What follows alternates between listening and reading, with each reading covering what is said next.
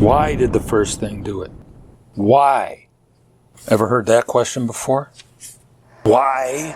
Why do I exist? Why does anything exist? Why existing at all?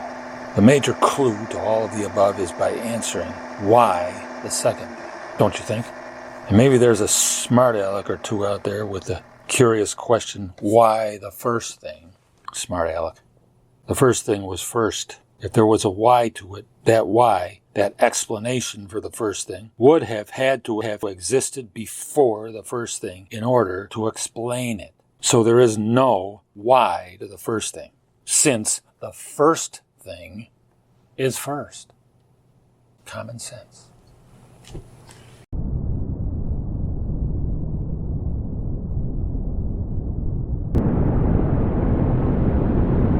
If he doesn't need anything, why make anything? Dare I say it doesn't make sense. Why mess with perfection? One, needing nothing, complete, perfect, sufficient in all respects, not owing anyone anything, no dudes to report to keep tabs on him, to make sure they get their cut. Nope, no manager or boss at all. He's the boss. Well, with no one to boss around. Loneliness? Nope. No persons he came from to be lonely for. Without that, you've got to think we're dealing with a whole other kind of person here. The loving and empathetic among us might say, oh, he had so much love to share, but no one to share it with. I suppose there's some merit to that, if we weren't dealing with this unique person, as just discussed, impervious to loneliness, so it seems. So too with other qualities and needs we humans have, just by birth and family and country and life and needs for survival and respect and ego and showing off and boredom and mayhem and the whole mixed bag we must deal with, including and ultimately death. No such pressures on this first person.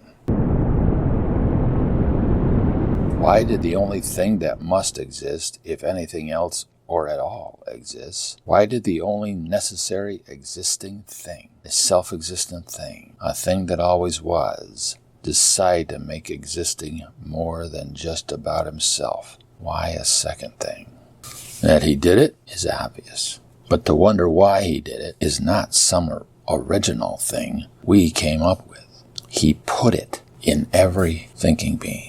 If it was of us, then why do many of us prefer to ignore it? He put it in each one of us, same way he put toes and hands, hearts and lungs. He has set eternity in their heart, without which man cannot find out the work that God makes from the beginning even to the end. I know your King James Version says otherwise, but there are places where King James theologians and translators strangled the text rather than letting it speak, shout, and sing. And this is one of them.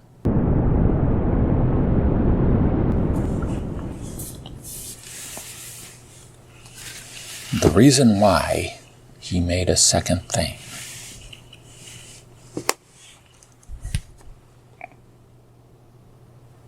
was to show off.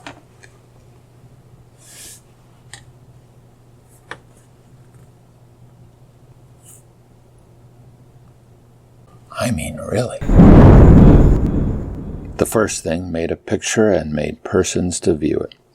He started with a person to show himself to. The self-existent person made a person to fully understand him, to fully understand and appreciate what a self-existent is. To stop on that one thing and not let go, but rather to get out of that one bare fact, self-existence, that a person has it, and that second thing will never have it, nor will any other person, place, or thing.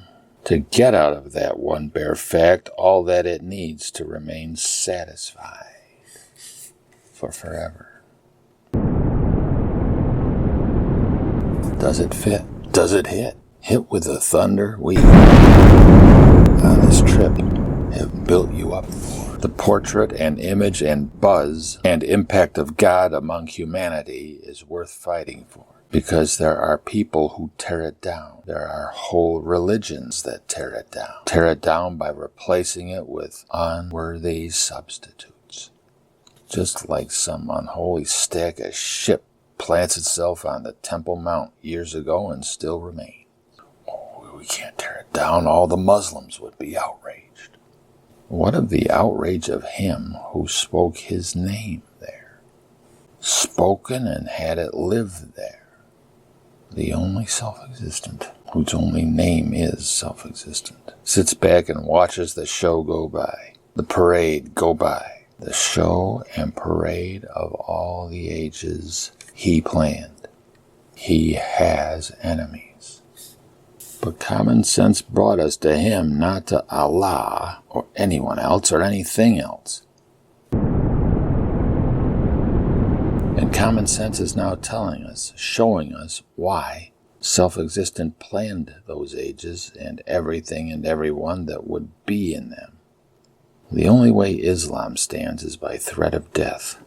The only way Islam stands anywhere is by threat of death. The only way Islam stands anywhere in anyone is by threat of death. And its underpinning fault is that it makes no sense. Common sense has brought us to the only self-existent, the only God, and the only way Islam can continue is by threat of death, by his persons threatening other persons with death. Hell of a religion, huh? It's the issue of the age.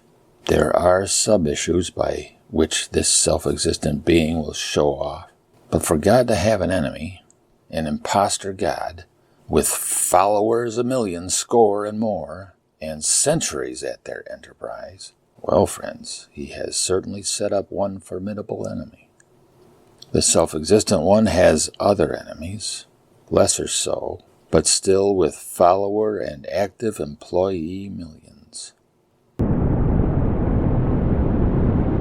Ever heard someone say, I wouldn't worship a God who is going to send me to hell for not worshiping him? Let's all stand back and observe the genius of that statement. Guess what, buddy? That's the deal.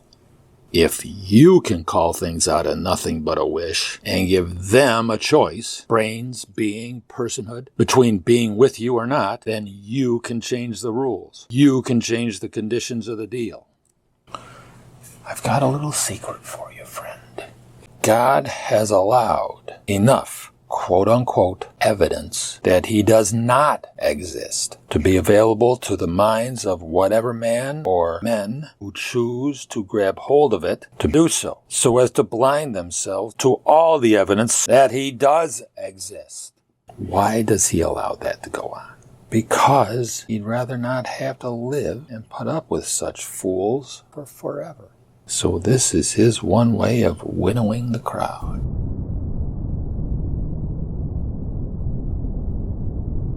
He's had a long time to think about it. And frankly, always is always 10 times longer than you think it is.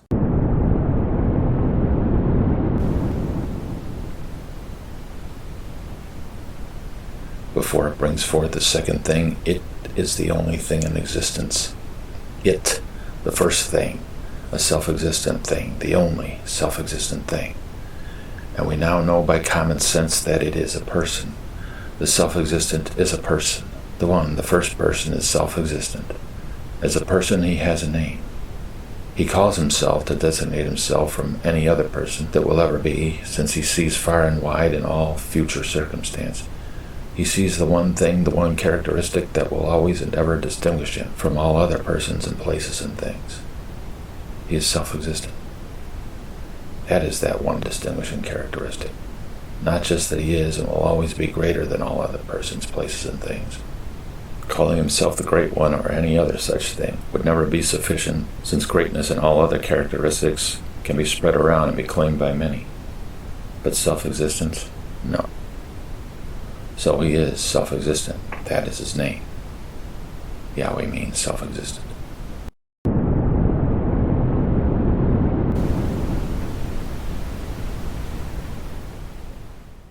God is an alpha male, and Y is his signal to the pack. There are those who could be but are not as yet members of the pack. The pack is true and knows the signal. The rest deafen themselves to that signal Self-existent is the alpha male, and his signal is the why deep within us.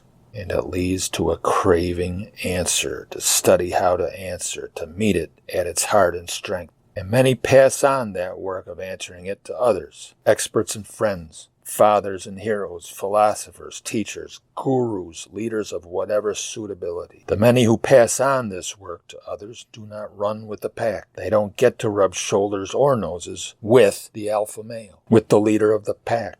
And the experts and such that they count on for answers, well, most of them got their answer likewise from some other man, some other expert or guru or such. So they don't run with the pack either. Phonies and fools.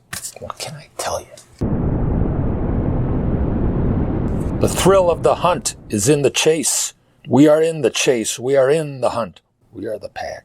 Our animal, our tasty treat, our carcass at the end is what we've answered why with, and lived to see it tear that question of questions down by the roots. Why has its own superlative eminence. If you let it out and let it scream and say its piece wide open, if you set it free to do its thing without restriction. In a sense, it's kind of sad to see it go. For is that not what happens when it's fully answered? Answered fully? Well, let me tell you, friends, answering at least this particular question is like a guy looking for a girlfriend and a girl looking for a guy. They search, they try out. At last, the one is finally there, staring at the face and shape of the other. Question answered. Of course, there's usually a bit of courtship, of checking each other out. The connection deepens.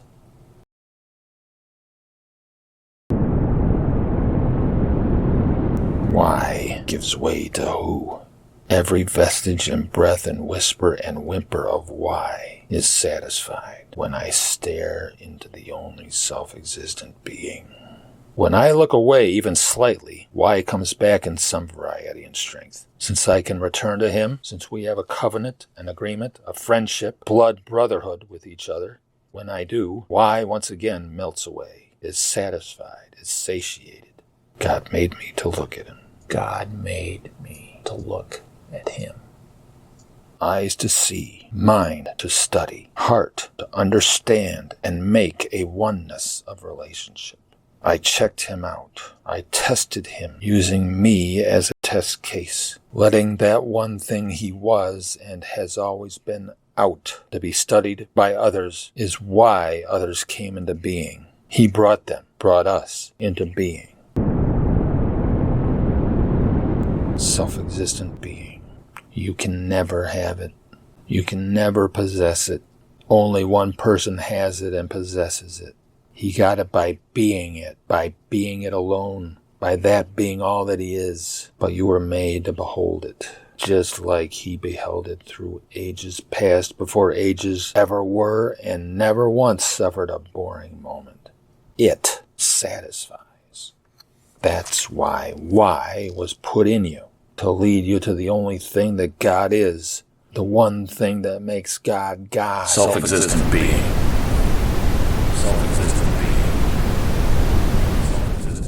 Be, breathe, live, wish. How did these begin? How? By self-existent being and all of its powers.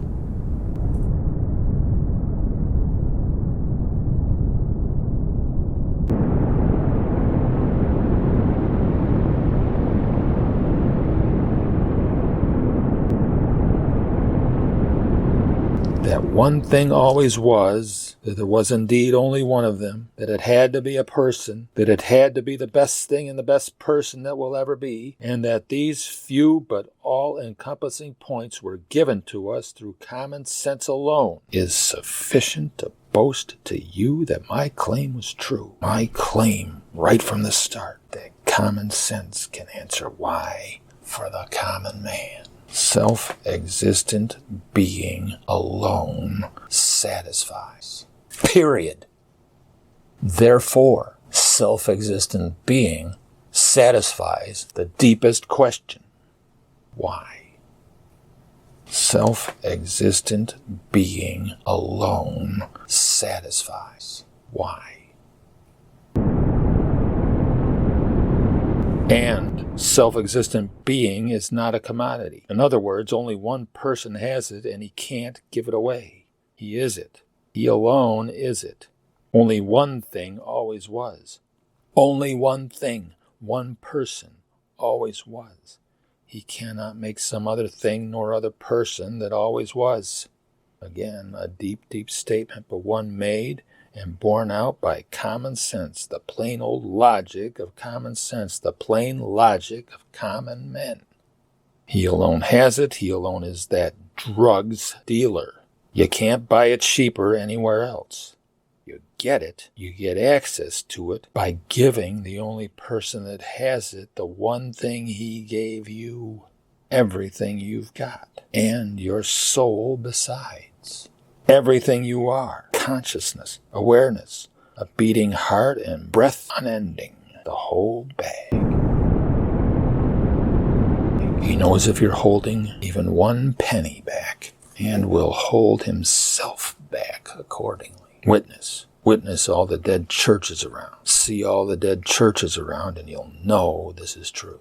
I, as a common man, advise all common men to take a look at how and with what I have answered why for myself. The answer I came to and have lived with for some time, years and decades, matter of fact, and see if it's worth the trip for you.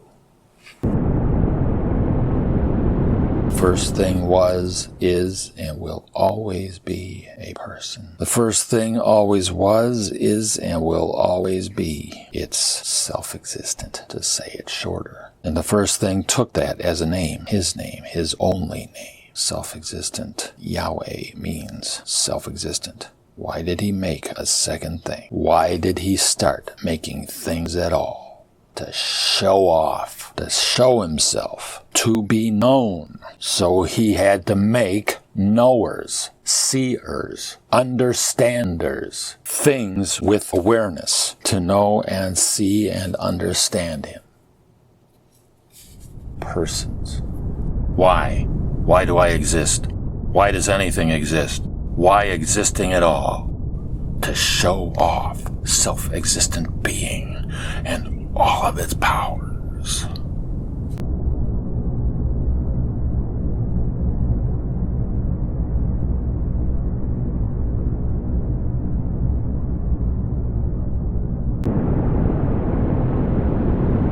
That was the project he outlined for himself. His first project, which boiled down to the creation, making, birthing, bringing forth of a second thing. He, the self-existent, is the first thing, and always shall be. What was the second thing? We have already mentioned the top requirements for this new addition into the scheme of things. A knower, a seer, an understander, something with awareness. The first thing did the second thing and placed in it all that he could. The first thing did the second thing and did it so that if there was only a first and a second thing, all of the first thing's wish and purpose would nevertheless be accomplished. No other things necessary.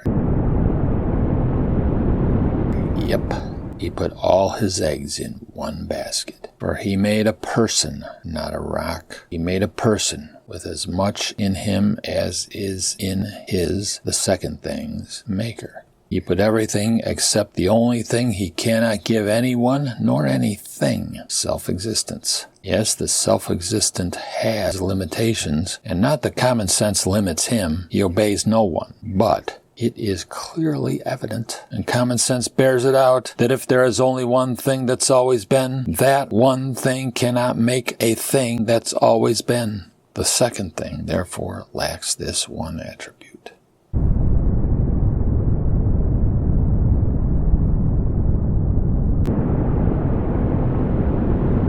In keeping with the wish to show himself off, to show off, we may certainly note he did his best right at the start. The second thing is the first thing's masterwork. He did this to show he needed no practice. To show everything thereafter, after the second thing, he, the first thing, could pull off his best at the very start of the show. The show is God showing himself. The show is God showing himself off. The show is God showing off.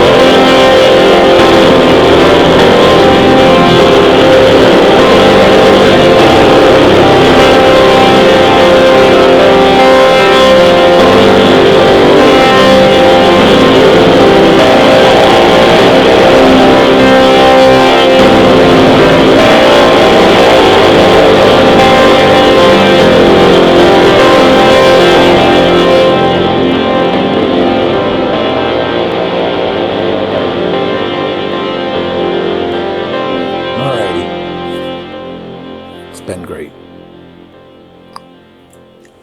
One man's opinion. One common man. Till next time.